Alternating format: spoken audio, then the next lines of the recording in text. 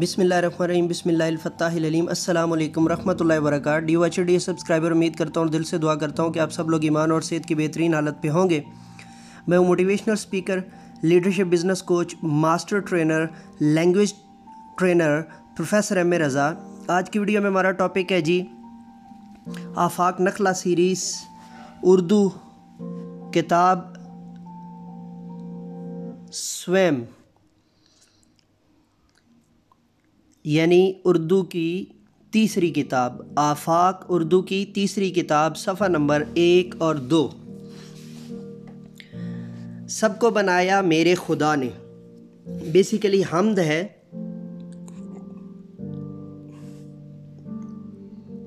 इस सफ़ा के ऊपर जो है वो लेक्चरिंग स्टोरी के तौर पे भी कुछ मवाद मौजूद है,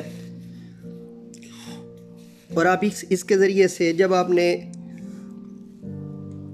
सबक को शुरू करना है तो सबक के शुरू के एतबार से कुछ चीज़ें आप बच्चों को जो है वो क्रॉस क्वेश्चनिंग के तौर पे, क्विज़ के तौर पे, बच्चों के जो है वो प्रो नॉलेज के तौर पे, प्रायर नॉलेज के तौर पे उनसे जो है वो आप कुछ डिस्कस करेंगे। जैसे कि पाक है अल्लाह की ज़ात जिसकी नेमतों का कोई शुमार नहीं,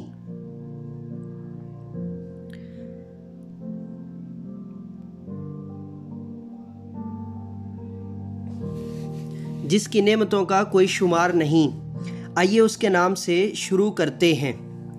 अच्छा, ये बेसिकली जो है वो बिस्मिल्लाहिर्रहमानिर्रहीम अगर आप यहाँ पे ऐड कर लें तो उसका चूँकि तर्जुमा है उर्दू के अंदर, तो अगर आप उसको ऐड कर लें तो जितनी भी जो है वो इस्लामिक कम्युनिटी के अंदर पढ़ाते हुए, मुसलमान बच्चों को पढ़ाते हुए ये बहुत ही अच्छा रहेगा।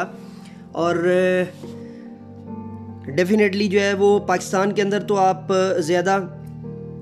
ज़्यादातर जो है ना वो इस्लामिक कम्युनिटी या मुस्लिम कम्युनिटी को ही पढ़ा रहे होते हैं। जब पाकिस्तान से बाहर होते हैं या किसी ऐसे एरिया में जहाँ पर जो है वो आपके माइनॉरिटीज़ भी होती हैं या पाकिस्तान से बाहर होते हैं, तो वहाँ पर डेफिनेटली जो है वो आपको दीगर जो है वो एथिक्स को भी जो है वो पढ़ाना पड़ता है, दीगर रिलीजन्स को भी पढ़ाना पड़ता है। तो फिर वहाँ के लिए जो है वो आपको लेक्चरिंग स्टोरी और टीचिंग मेथोडोलॉजी में कुछ ना कुछ तब्दीली लानी होती है।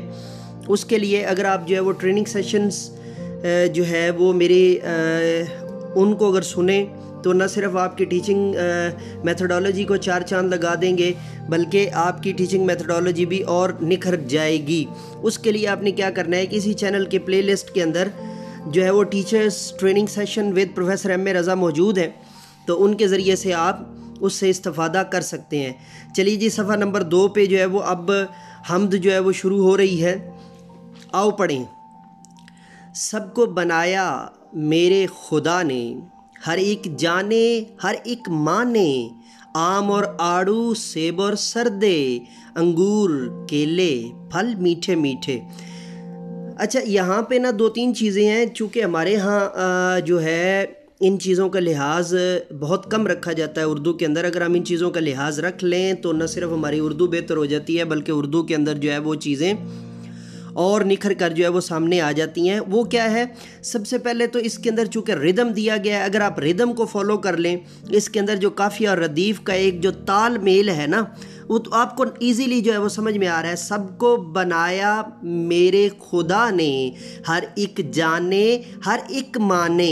अब इसके अंदर जो जाने, माने, ने, ये जो इसके अंदर एक जो है वो तालमेल आ रही है, अगर आप इसको रिदम के ज़रिए बच्चों के अंदर उतारने में कामयाब हो जाए तो इसी का नाम फिनिक्स है या फोनिक्स है, जिसे आप जो है वो पढ़ते होते हैं और जिसे आप इंग्लिश में बच्चों को पढ़ा रहे होते हैं कि सौती आवाज़ के ज़रिए या सौत के ज़रिए चीज़ों को या अल्फाज को या रिदम को या अल्फाज के जो एक एक्सेंट है, जो लहजा और रवैया है, जो उसका लहजा है, उसको जो है वो दूसरे बच्चों तक या बच्चों के ज़हनों तक जो है वो पहुंचाया जाए। तो इसके अंदर जो है वो असूली तौर पे कोई इतना मुश्किल वर्ड नहीं है, लेकिन अगर 3 क्लास के बच्चों के हिसाब से देखा जाए तो सरदे का जो लफ्ज़ है उसको थोड़ा सा आपको जो है वो बच्चों को समझाना पड़ेगा। बेसिकली ये जो फल है ये खरबूजा जो होता है उससे बड़ा होता है और जो जायके के एतबार से उससे मिलता जुलता होता है। नीचे फिर जो है वो तस्वीर आ रही है, तस्वीर के अंदर जो है हमें बाकायदा यहाँ पे जो है ना वो नज़र आ रहा है कि जिसको हम जो है वो लेक्चरिंग स्टोरी के तौर पे बना सकते हैं, और इस नज़्म के अंदर जो है वो हम थोड़ा सा जो है वो इनको एडजस्ट कर सकते हैं।